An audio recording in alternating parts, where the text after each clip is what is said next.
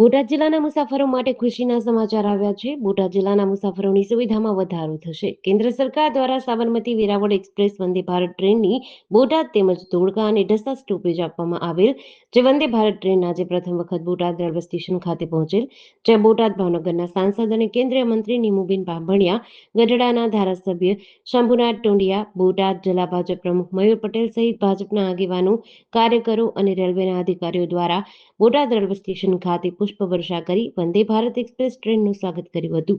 કેન્દ્રીય મંત્રી અને ધારાસભ્ય તેમજ સ્થાનિક આગેવાનો દ્વારા લીલી ઝંડી આપી બોટાદથી વેરાવળ માટે રેલવેને પ્રસ્થાન કરાવ્યું હતું.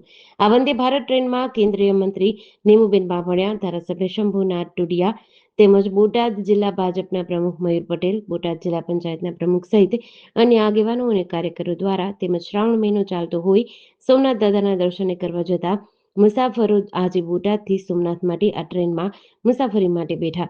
કેન્દ્રીય મંત્રી નીમુબેન બાંભણિયા દ્વારા વંદે ભારત ટ્રેનમાં મુસાફરી કરતા મુસાફરો સાથે ટ્રેન શરૂઆત કરવામાં આવેલ બોટાદ ખાતેથી હવે સોમનાથ દાદાના દર્શન કરવા માટે ઓછા સમયમાં સારી સુવિધા મળવાથી મુસાફરોમાં પણ ખુશીનો માહોલ જોવા મળ્યો હતો.